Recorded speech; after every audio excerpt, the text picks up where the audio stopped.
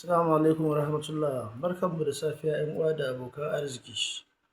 A gaskiya ina cike da farin ciki da annashuwa bisa yadda mutane suka ba da gudummawa a bidiyon da na yi wa shagarin APC, wannan marar lafiya da na je gaishe shi a FMC.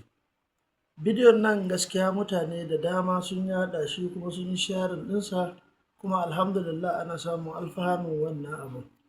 To muna yi wa Allah godiya maɗaukakin sarki, godiya bisa irin damar da ya bayar. Gashi ana samun gudummawa ko ta ina. Allah ya saka da alkhairi, Allah ya biya mutane, Allah ubangiji kuma duk wanda ya sharing shi ma Allah ya saka mar, duk wanda ya comment na addu'a Allah ya saka mar da alkhairi, duk waɗanda kuma suka je suka mar kyauta na musamman Allah ya saka musu da alheri. A gaskiya kuma zan yi kira na musamman ga yanda ake siyasa a yanzu. Wato babban matsalar da ke damunmu, babbar matsalar da ke fuskantar mu, wato mu matasa muna da butulci, muna da mantuwa, muna da ba ma tuna baya. Abubuwa da dama suna faruwa wanda ga su nan muna da opportunities, amma mafi yawanci matasa butulaye ne. Mutane suna manta abubuwan da ka musu da alkhairi, mutane suna manta abubuwan da aka musu da alheri a rayuwa. Mutum wai shi ba zai duba me ka masa ba, ba zai duba me ka masa ba. Shi da in ya tashi cin mutuncinka a matsayinsa na butulu sai ya ci mutuncinka. Ba zai duba alfarmar da kamar ba, ba zai duba damar da Allah ya baka a kansa ba. Ba wai ka fi ƙarfinsa ba ne Allah ya baka wannan damar. Da haka haɗin kai mu matasa da babban matsalar da muke samu kenan. Sannan ba ma zama da junanmu da zuciya guda ɗaya.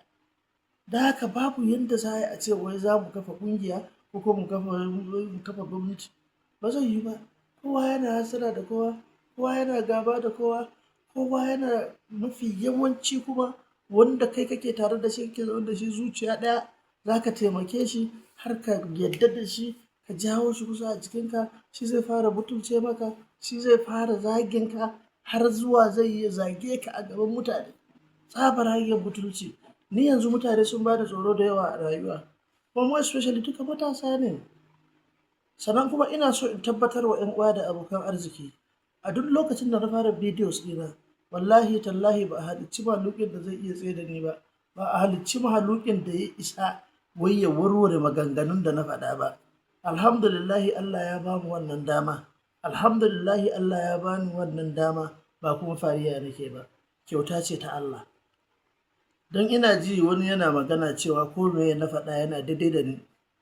To kai kana jahili, kana ƙaton ƙauye, daban nake da kai. Da haka abin da nake so a koda yaushe, da Allah jama'a mu daina butulci, da Allah mu daina butulci. Wallahi tallahi shi ke kawo mana ci baya mu matasa, shi ke kawo mana koma baya matasa. Mu yi wa junanmu fatan alkhairi, wannan kuma hali da ake ciki Allah ubangiji ya fitar da al'umma a ciki. Sai mu yi wa junanmu alkhairi, duk abin da ya fi zamto mana alkhairi Allah ya tabbatar da shi, don samun sauƙin rayuwa.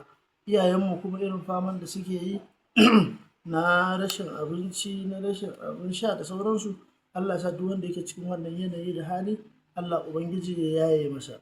Ƙasarmu Najeriya Allah ya tsare mana ita. Waɗannan mutane da suka addabe mu, Allah kai ne Allah, kai ne isasshe, kai ka isa. Ya Allah ka isar mana don isarka. Duk yanda kai da su daidai ne, Allah kuma ya kawo mana ƙarshen abu gabaki ɗaya. Wannan jini da ake zubarwa ba gaira ba dalili, wannan sake mutane da ake yi na zalunci da cin zarafi da cin mutunci, Allah ubangiji ya kawo mana ƙarshensa. Gwamnoni ku ji tsoron Allah, ku ji tsoron Allah, ku dinga kamanta gaskiya, ku dinga kamanta adalci, ku fito da hanyoyi wanda za ku sama wa matasa aiki, a rage zaman banza, su taimaki iyayensu. Amma muddin kanku kawai kuka sani, kanku kawai kuke yi wa, babu ruwanku da kowa, ku kanku kuka sani, daga ku sai 'ya'yanku, to ku sani cewa za ku gama tara abin duniya, wallahi tallahi ku mutu ku bari. Wasu kuma su zo abin da kuka tara ɗin ma ya zanto muku masifa da bala'i a bari ku. 'Ya'yanku su zo suna ta zina da shi, su zo suna ta iskanci, suna ta shaye-shaye da shi, abubuwan da kuka sata ɗin. Da haka gwamnoni muna roƙonku, kuɗaɗe da ake tura muku, allocation ɗin da ake muku, shugaban ƙasa yana ƙoƙari, shugaban ƙasa yana fama, shugaban ƙasa yana ƙoƙari. Don kowane wata, irin allocation da yake tura state ba don kawai ba saboda talakawa su samu sauƙi su rage musu raɗaɗi, su kuma gwamnoni suna amfani da kuɗaɗen ta wata hanyar da bata dace ba, ta wani hanyar biyan buƙatarsu. Yaya za a yi mu samu interest, ya za a yi mu samu percentage ɗinmu, ba wai ya za a yi a taimaki talaka ba wai ya za a je a taimaki matashi a ce bari a saba mar abubuwan da zai yi ba. Wannan gaskiya ku ji tsoron Allah kuma ku jara irin waɗannan abubuwa. Gwamnoni ku ne matsalar ƙasar nan.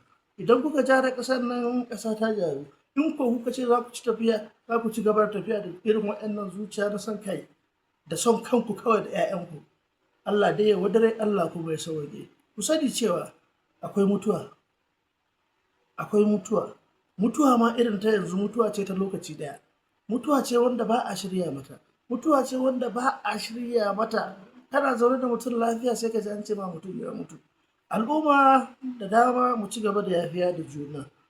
Mu ci gaba da yafe wa juna. Mu ci gaba da zama da juna da zuciya ɗaya. Allah Ubangiji ya haɗa kan matasa. Allah Ubangiji ya kare mana Najeriya mu. Allah Ubangiji ya kare inda bandit suke. Allah Ubangiji ya kare mu da 'yan Boko Haram. Allah duk ka shiryar da su idan masu shiryuwa ne. In ko ba masu shiryuwa ba ne, Allah ka kiyayi bayan ka talaka, ka kawo kuma talaka ɗauki. Kai ne gatan talaka, ya Allah kai ne gatan mu. Ba wanda muka dogara da shi banda kai. Jama'a assalamu alaikum warahmatullahi ta'ala wabarakatuh.